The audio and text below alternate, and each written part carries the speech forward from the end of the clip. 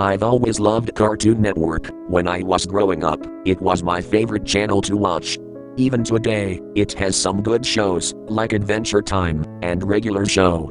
One of the newest shows on the network, The Amazing World of Gumball, is a cute and mildly entertaining show. Not really my cup of tea, it's a little immature, but my little brother seems to like it a lot.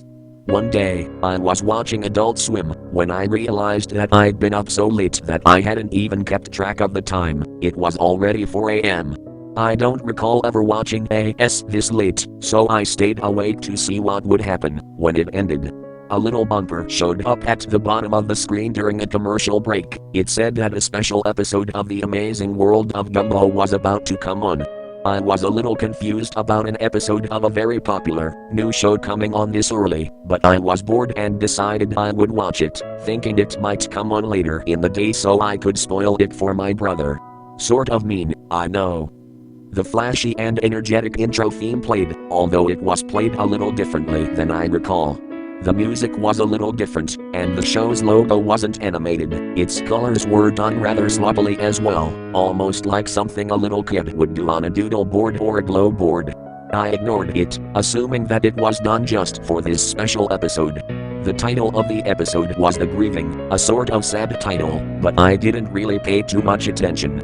It began with Gumball, the show's 12-year-old protagonist, standing alone facing a corner of his dimly lit classroom. He looked absolutely miserable, a far cry from the cheerful demeanor he usually had. There was no one else in the room, not even his best friend and adopted brother Darwin the goldfish, and the windows in the room clearly showed the night sky outside. I was really starting to get confused. Why would he be at school at night, and why was he standing in the corner all sad and alone? After about what seemed like a minute of Gumball standing somberly in the corner, the scene suddenly changed. We were in Gumball's house. Once again the scene is silent and a little disquieting. Richard, Gumball's enormous rabbit father, walks in from the kitchen. He looked even more miserable than Gumball had in the previous scene. Richard isn't wearing his usual attire. He's dressed in a fancy black suit, a little uncharacteristic of him, as he's usually a slob. He sighs, and slumps down onto the sofa, and starts sobbing intensely, sounding like someone who had just lost something important.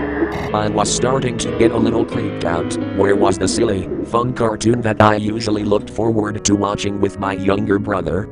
This was something completely different. I was beginning to think that this might have been something the creators did as an experiment or something, a test of the animation or sound perhaps. Though, it couldn't have been, aside from the opening theme, which was still different from the final show's quote. The episode had been much quieter than it usually was, only subtle sounds and very little music, and the animation was not anything to write home about either. It was done a bit like an amateur flash on Newgrounds. The character designs were somewhat sloppy and rushed looking, and the real-life backgrounds used for the show looked different. As confused and somewhat frightened as I was, for some reason, I kept watching it. Poor Richard was still sobbing on the sofa, as the front door opened suddenly, making me jump a bit at such a loud noise, and Gumball's mother Nicole, a blue cat like him, stepped in. Like Richard, she wasn't wearing her usual outfit. For some reason, she was in a black dress and was wearing a pretty black hat to match. Nicole sat down on the couch to comfort her husband, although she was looking a bit saddened herself. By this point Richard's crying had begun to get more pained and miserable sounding. This wasn't the normal cartoon crying on the show. This was realistic and almost depressing crying. I almost felt like sobbing myself.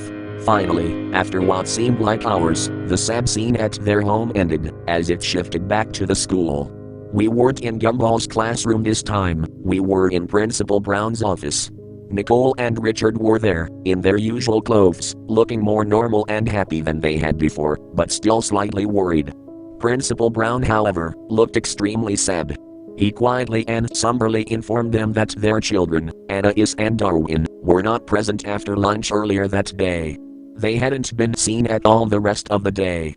Nicole was instantly furious at him. She began spouting various insults and calls at him that I don't think would have made it on a more mature program like Regular Show. I was laughing at this, because it seemed sort of funny for Nicole to flip out in this manner and start swearing like a sailor in a G-rated cartoon, but my outlook soon changed when Principal Brown told her something else. After she finally had quieted down, his eyes began to tear up, as he informed them that they eventually were found, but they had not been found alive. He then went into graphic and nearly nauseating detail describing how their bodies were found, their parents sitting in utter shock. I could hardly believe what was happening. How could such a cheery and fun kids show be taking such a dark and twisted turn? I was considering turning the television off, but I was too scared to be left in the dark by now, nearly frozen by fear and disturbed intensely at the terrible things that he was saying. Another flashback, the scene was earlier that day, and the animation in this scene was even worse than earlier. I don't remember it very clearly, but I think he began his recollection by saying that the school had called the police department when they first turned up missing, believing that the kids had simply ran off and decided to skip school. They said it was very uncharacteristic of both Darwin and Anais to go skipping school like delinquents. Darwin was a little naive and a bit ditzy, but he was a good kid and wouldn't have even dreamed of doing something like that, and Anais was even less likely to run away. She was a straight-A student, despite being only 4, which also troubled the police, seeing as a defenseless 4-year-old little girl was missing as well as an older boy. The school had been thoroughly checked, so the police started to search the heavily wooded area outside of the school. It took little time for the police to discover the horrifying fate of Anais. In a small clearing outside of the school, Anais's head was found in a small box. You likely would have expected something like that to be shown in the show's cutesy art style, but it was nothing like that at all. Realistic blood covered the box, inside and out, while Anais's head was done in the normal style, but was drenched in blood and some other fluids, not all of them hers apparently. There was a note in the box, seemingly written in her blood. It was never stated during the episode what exactly was written on the note, but it apparently led to the rest of her remains and Darwin's heavily mutilated corpse.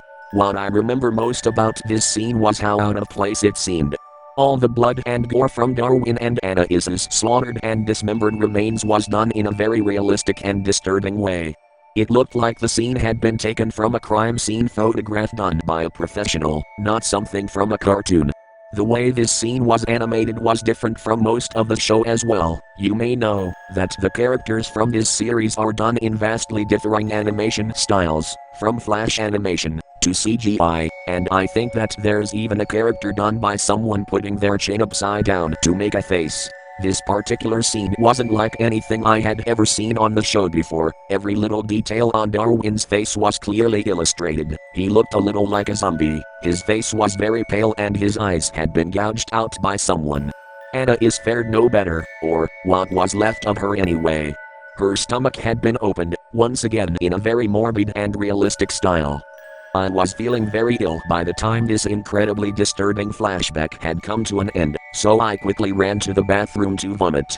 I was feeling better after upchucking, so I had realized that I had good timing and had ran to the bathroom during a commercial. It was then I noticed that the show had been running twice as long. It usually ran for 11 minutes, but this episode was running for about 30. By then I was wondering if there was any information on the Grieving on Ind or something, so, while the commercials were still playing I looked up some information about this episode on Google. Nothing came up, no information remotely similar to the plot or name of this episode existed anywhere. Now feeling incredibly scared and wondering if anyone else was watching, I quickly dialed my brother, Larry, and asked him to turn on Cartoon Network and see if he was seeing the same stuff that I was. He was pretty mad that I woke him up at this hour, but he's a nice guy and told me he would see for me. I thanked him and stayed on the line as the show came back from commercial break. The scene had thankfully panned away from the horrific sight of Darwin and Anais dead, and was back to the principal's office. I asked Larry if he saw some cartoon animals talking or crying, since that was what they were doing on my TV. To my surprise, he said that he saw nothing like that. Instead, it was a rerun of an old Looney Tunes short. In utter shock, I dropped the phone and ran over to the TV to turn it off, and as hard as I pressed the buttons it would not shut off at all. I tried every single button and none of them did a thing. I tried unplugging the whole thing as well, but nothing worked. The TV stayed on no matter what. Larry had hung up, assuming that I was playing a joke or something, I guess, and I was alone once again. My door was locked from the outside somehow, and the door to my bathroom was now locked as well. It seemed that I had no choice but to call the police, since my other family members were gone that night. It was the reason I could stay up so late to watch Adult Swim in the first place. When I hurriedly dialed the number, I accidentally dropped my cell phone into my cup of Pepsi. I was very scared, and had no choice but to finish the episode. I turned on all the lights in my room and got under the covers, hiding like my little brother does when I make him watch scary movies with me. I had apparently missed a little bit, but Gumball's parents were still talking to Principal Brown, so not that much. Nicole was asking him if Gumball was alright, apparently, since she hadn't remembered him when Principal Brown told her what had happened to Darwin and Anais. He looked slightly confused and shocked for a moment, and explained to her that he thought Gumball was out sick today and he had spent the day at home by himself with the stomach bug. Nicole screamed and wailed, while Richard quietly told him, in a very out-of-character voice, that they thought Gumball had got on the bus this morning, but it didn't seem that way. The police were called once again, to search the building and the small forest outside of Elmore Junior High. They had found him in Miss Simeon's classroom, hanging by a noose, with a blood-covered knife behind him and blood covering his clothing. The episode ended with the shot of Gumball's dead body hanging there in the corner fading to black. The credits rolled silently, not like the usual way Cartoon Network annoyingly airs a promo that squishes half the screen. These credits rolled unusually slow and they weren't that fun to watch either, a little creepy, just plain white text scrolling on a black background. I only recognized Ben Bartlett's name, as he was the creator of the show. The rest were people I'd never heard of. The copyright notice at the end said, "Copyright, Cartoon Network Studios, 2001. Which was incredibly odd, seeing as the show was new for 2011. After all that was over, the screen went to static for a split second, during which some incredibly creepy and shocking video clips were shown between static intervals. I can still remember them all very clearly. The first was a picture of a person in a plague doctor outfit. Those always scared me for some reason, and the way the person in the suit was filmed was just as bad. A red light, something that freaks me out incredibly, was shown over the clip. The next was what seemed like a video being played very quickly, over and over, of a kitten's face being squished by a woman wearing high heels, which was strange, because a so-called friend of mine sent me a picture yesterday of a cat being stepped on, similar to the kitten in the video. The last one was the one that disturbed me the most and made me want to both cry and vomit my guts out. It was my little brother, or at least a kid who looked very similar to him, being shot in the face by a person who looked like my father. You could clearly see my brother's blood on the wall. I began to sob uncontrollably after that traumatizing clip, so much so that I passed out. When I woke up, my door wasn't locked, and my television was turned off. I went to call the police on the home phone in my kitchen and report that I had seen some very disturbing things on TV and that my doors had been locked. When they arrived, they could find nothing like what I remembered from early this morning. They were angry at me, and just assumed that I had had a bad nightmare, when I was sure I hadn't. Thankfully, one of the officers felt bad for me and took me out to a small diner so I could recollect my thoughts. At the diner, I remembered that my family was out visiting my aunt, and they were supposed to be back by noon or so. It was already 11, so the officer and I drove back only to find a whole squad of police cars and even some government agents at my house. They explained to me that my little brother was missing and that my mother and father were major suspects. I was freaking out, and trying to tell them about the disturbing clip of the boy who looked like my brother being shot in the head, but they wouldn't listen. I stayed with my older brother, Larry, who wouldn't believe me either, still insisting that all he saw was an old Looney Tunes cartoon, and nothing at all creepy or weird. The cops eventually told me that they would contact Turner Broadcasting and tell them about the incident. A representative of Turner Broadcasting came to my cousin's house to talk to me in private about what I had seen and experienced that night. He was very kind, but it all seemed a little like some sort of front. After I could tell him all I remembered, he agreed to play back that day's programming from when the incident with the disturbing Gumball episode had occurred. To my shock, all that was airing at that time was an old Looney Tunes short, nothing more, nothing less. I hysterically sobbed and moaned that what I had experienced and seen was completely real, but no one listened. Eventually, I discovered that Ben Bartlett had a Twitter account, so I sent a message about the episode and this was the reply I got. One thing. How in the heck did you find that? I never, ever, ever thought I would think about that old shame again. Don't tell anyone this, Sarah. Yes, that is my name. But the amazing world of Gumball goes back further than you know. I used to have a really boring job as a teen, and I sketched little drawings of the Wattersons and friends. The episode you saw was never supposed to be seen by anyone but me and a few friends of mine. It was a very, very awful thing to do, but we made the episode as a joke. A guy from my old job who everyone hated had lost a child to a crazed serial killer who is apparently still out there somewhere. Anyway, we made it so we could make fun of how he came into work usually crying like a fool, which is why you saw Mr. and Mrs. Watterson cry so much in the episode. I know.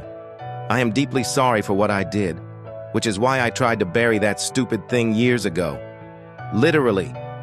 I went out into the countryside with my mates and dug a hole and buried it. What I don't get, though, is how you describe the blood and guts and stuff. We didn't have any scene with Darwin and Aeneas's bodies being found. All that happens in the episode is the parents are informed of the kids being found dead and them crying like crazy. We didn't even draw anything in the episode like that at all. We're not that sick. Now, this is my theory. The lunatic who killed the man's child found the tape we buried, watched it, and heavily edited it. Then, he hijacked the local TV station near blank. I blocked out the name of my city, I'm paranoid enough, and it's a small town. Somehow, and got the episode to air on your local Cartoon Network station. Now, why your brother couldn't see it, I have no idea. Why it seems you're the only one who saw it, I have no idea either. Sorry, but I just don't know. Now, for the explanation you have been waiting for. The clips at the end. I don't know. I don't know! I don't know. I'm deeply sorry from the bottom of my heart, but I don't know why those clips were aired. I just don't. I am sorry. I really am. But me and my mates are just the ones who made those scenes with Richard and Nicole crying. That's it. I'm so sorry, Sarah. I'm so deeply sorry. Best wishes, Ben Bartlett, and everyone involved with the grieving. Seriously, stay away from that episode.